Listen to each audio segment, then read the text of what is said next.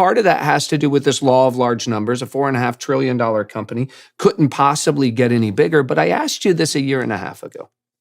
As you sit here today, if the market's going to, AI workloads are going to 10x or 5x, we know what CapEx is doing, et cetera. Is there any conceivable world in your mind where your top line in 5 years isn't 2 or 3x bigger than it is in 2025? All right, so it's not often we get Jensen Huang, the CEO of NVIDIA, sitting down for a 2-hour-long conversation. But this week, the BG2 podcast managed to pull it off. And in it, Jensen opened up on some huge questions. Like, is the entire AI space just a bubble? How strong is NVIDIA's competitive moat really? And could it really become the world's first $10 trillion company? What does AI mean for national security? And what's coming next? From robots to digital healthcare twins? But let's start right where they did, with the big one. Is this all just a bubble? After looking at the numbers, revenue, usage, etc., they discuss whether the AI space could be in a bubble. And Jensen has some pretty strong opinions on this. Check it out. These numbers have everybody talking about a glut or a bubble, right? Zuckerberg said last week on a podcast, he said, listen, I think it's quite possible at some point that we will have an air pocket and Meta may in fact overspend by $10 billion or whatever. But he said it doesn't matter. It's so existential to the future of his business that it's a risk that they have to take. But when you think about that, it sounds a little bit like prisoner's dilemma, right? And walk us again through. These are very happy prisoners. Walk us again through, right? Today, our estimate is that we're going to have $100 billion of AI revenue in 2026, excluding Meta and excluding, the GPUs running recommender engines. Yeah. Okay. So there's search or correct. So there's other stuff. Yeah. But let's call it $100 billion.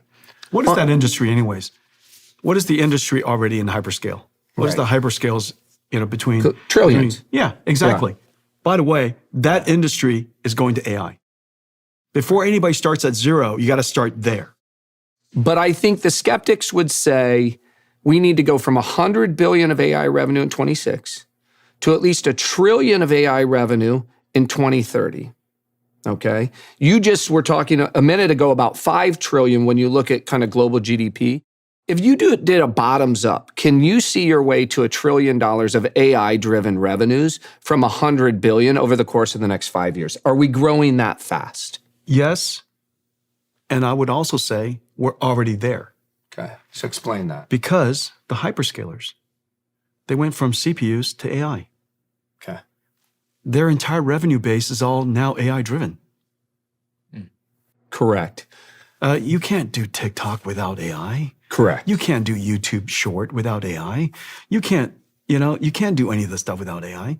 The amazing things that Meta's doing for customized content, personalized content, you can't do that without AI. It's all of that stuff used to be humans, doing content a priori, creating 4 choices that are then selected by a recommender engine. Correct. And now it's infinite number of choices generated by an AI, right? But those things are already, like we had the transition from CPUs to GPUs largely for those recommender engines. And now they're going... No, that's fairly new. I would say, in the last 3 or 4 years, yeah, maybe? Zuck would tell you, I was at SIGGRAPH, and Zuck would tell you, they were late getting to for GPUs. Sure, Yeah. For sure. GPUs for Meta is what, a couple of years? Okay. Year and a half? It's pretty new. Search with GPUs? For sure. Brand spanking new. For sure. Brand spanking new. Search for GPUs on GPUs. So your argument would be the probability that we're going to have $1 trillion of AI revenues by 2030 is near certain because we're already there. Okay. Right. Let's just talk about incremental from where we are Now today. We can talk about incremental. From where we are today. Exactly. Right. As you do your bottoms up or your tops down, I just heard your tops down about percentage of global GDP. Yeah. What is the percentage probability that you think we'll have a glut, will run into a glut in the next 3 or 4 or 5 years? Right? It's a distribution of, we don't know the future. It's a distribution of probabilities. Until we fully convert all general purpose computing to accelerated computing and AI. Until we do that, Yes. I think the chances are extremely low. Okay. So there you have it. I know that was a bit of a longer clip, but it's a really important one. Jensen points out that the shift from CPUs to GPUs is still very new and massively untapped. Even just in the last few years, things like recommender engines, search, TikTok, Instagram Reels, they've only recently moved onto GPUs. And now on top of that, we're layering in brand new AI applications, generative content, digital assistants, robotics, and beyond. Which is why he's so confident this isn't a bubble. I mean, we're basically at the ground floor of a full transition in computing. And this ties directly into the next part of the interview, where he explains how NVIDIA has managed to break past Moore's law with what he calls extreme co-design. This is something I think most people don't even understand about NVIDIA, but it explains why they're so far ahead of literally everyone else. Take a look. For people who may not be as familiar, Yeah. what does extreme co-design Extreme mean? co-design means that you have to optimize the model, algorithm, system, and chip at the same time. You have to innovate outside the box. Right. Because Moore's law said you just have to keep making the CPU faster and faster. Everything got faster. You were innovating within a box. Just make that chip faster. Yeah. Well, if that chip doesn't go any faster, then what are you going to do? Innovate outside the box.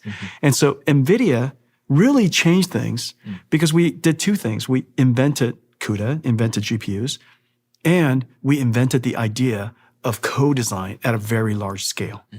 That's why there's all these industries we're in. We're creating all these libraries and co-design. Number one, full stack. Extreme is even beyond software and GPUs.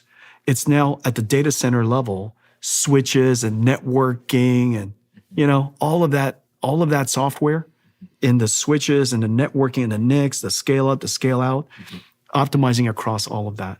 As a result of that, Blackwell to Hopper is 30x. No Moore's law could possibly achieve that. Right. And so that's extreme. And that comes Extreme from the co-design. extreme co-design. That's because NVIDIA that's why we got into networking and switching and scale up and scale out and scale across and building CPUs and building GPUs and building NICs.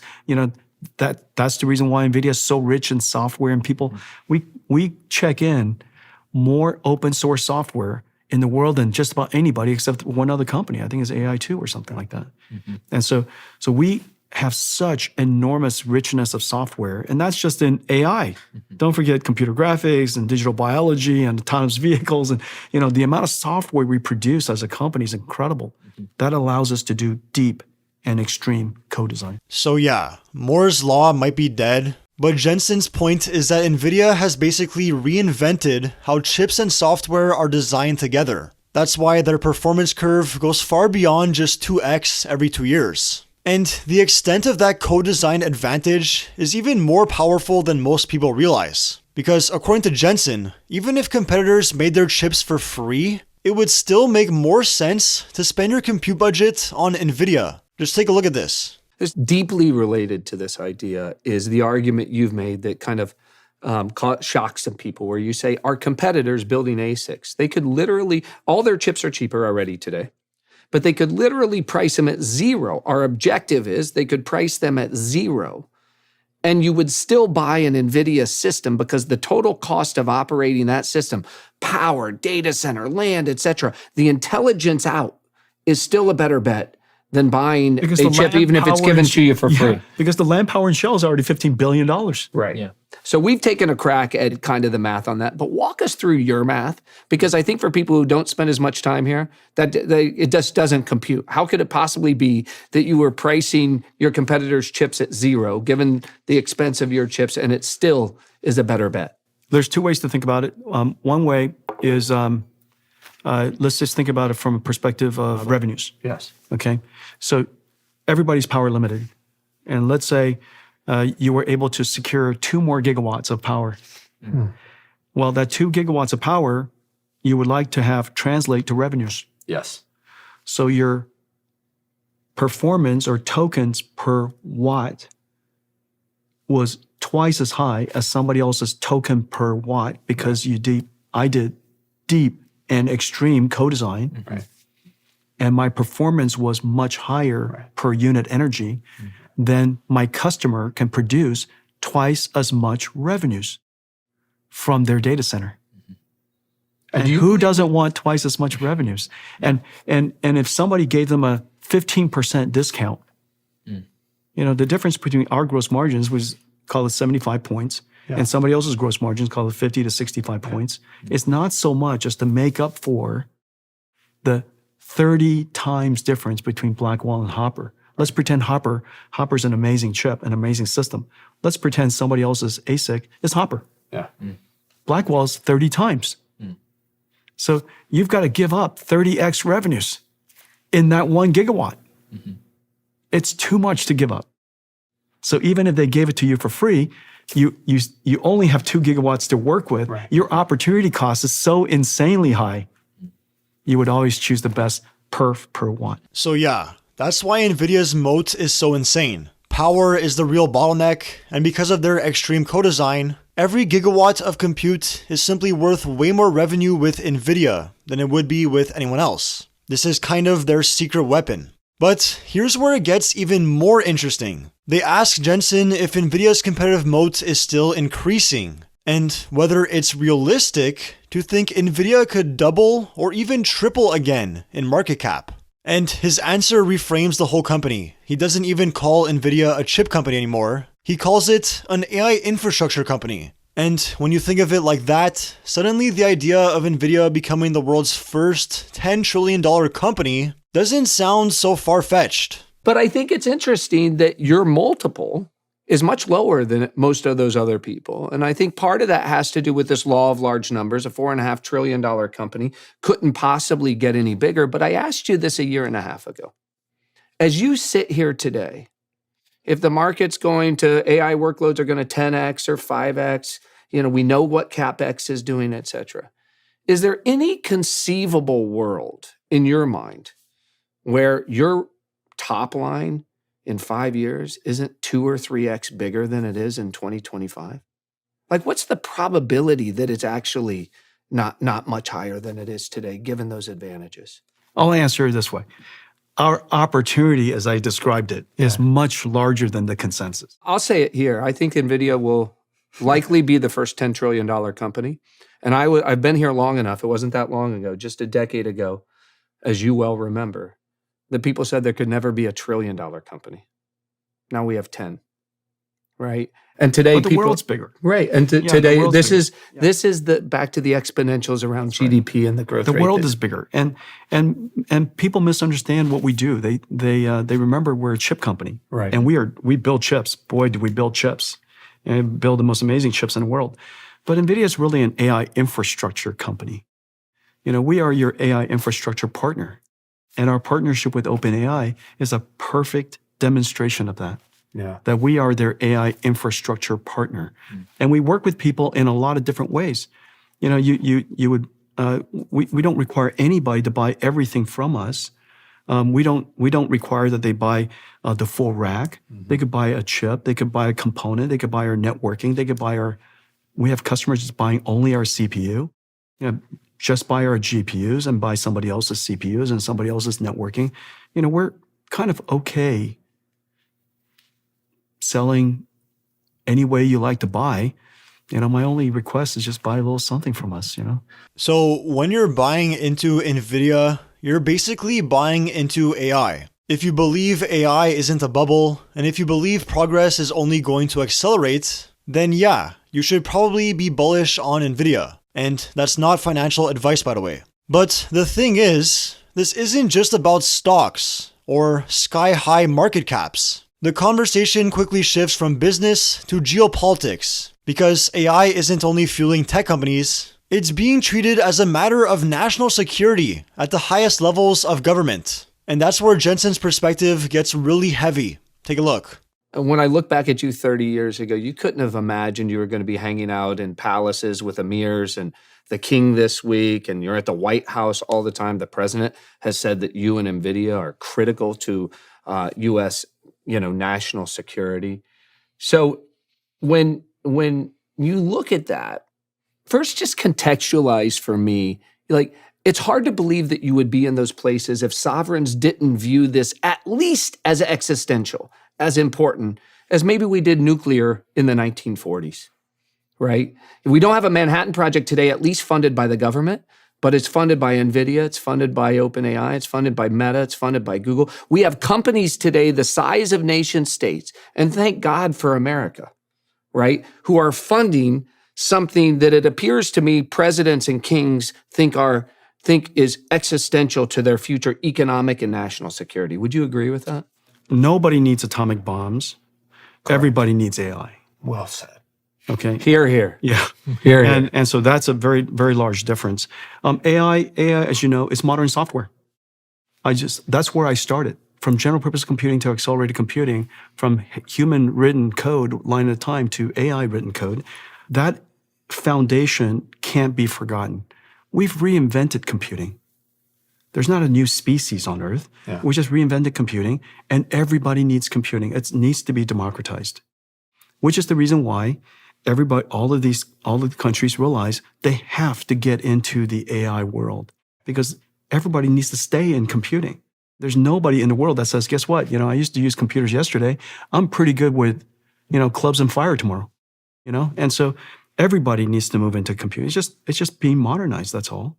So I totally agree with his first point there. Nobody needs atomic bombs, but everyone needs AI. I love that. But one of the other headliners he dropped was, there's not another species on Earth. We've just reinvented computing. And honestly, I don't fully agree with that one. Yes, of course, we've reinvented computing with AI. But along with that reinvention came something else. The emergent ability for machines to reason, to plan, and in some ways, to literally think. That's a much bigger deal than just modernizing compute. And I think he knows that. But that's what makes the final part of this interview so interesting. After talking about geopolitics and national security, Jensen closes by looking ahead at the next 5 years. What AI really means for jobs, for robots, and even for digital healthcare. And whether you agree with him or not, it's a fascinating window into how he sees the near future. Check this out. It is very likely that for many people, their jobs are gainfully protected. Right. And so, for example, I'm using AI all the time. You're using AI all the time. My analysts are using AI all the time. My engineers, every one of them use AIs continuously. Yeah. And we're hiring more engineers. We're hiring more people. We're hiring across the board. The reason for that is because we have more ideas. Yes. We can now go pursue more ideas. The reason for that is because our company became more productive. And because we became more productive, we became more rich. We became more rich, we can hire more people to go after those ideas. Right. The concept that AI comes along and therefore there's going to be a mass destruction of jobs starts with the premise that we have no more ideas. Right. It starts with the premise we have nothing left to do. Right. Everything we're doing in our lives today, this is the end. Yeah. And if somebody else were to do that one task for me, I have one task less. Now I have to sit there and wait for something. Yes. Wait for retirement, sit on my rocking chair. Yeah. That idea doesn't make sense to me. Right. And so I think that intelligence is not a zero-sum game. The more intelligent people I'm surrounded by, the more geniuses I'm surrounded by. Surprisingly, the more ideas I have, the more problems I imagine. In the next 5 years, one of the things that is really cool that's going to get solved is the fusion of artificial intelligence and mechatronics, robotics. And so we're going to have AIs that are going to be wandering around us, and that everybody knows. We all know that we're going to all grow up with our own R2D2. Yeah. And that R2D2 remember everything about us and coach us along the way and be our companion. We already know that. Okay. And so the idea the idea that every human will have their own GPUs associated with them in the cloud, and that there are 8 billion people, 8 billion GPUs, that's a, viable outcome. Yeah. And each having their own model that's fine-tuned for them? Fine-tuned for them. And that AIs in the cloud is also embodied in a whole bunch of, it's embodied in your car, it's embodied in your own robot, it's everywhere with you. Yeah. And so I think that that future is a very sensible thing. The idea that we're going to understand the infinite complexity of biology and understanding the system of biology and how to predict it and have digital twins of everybody.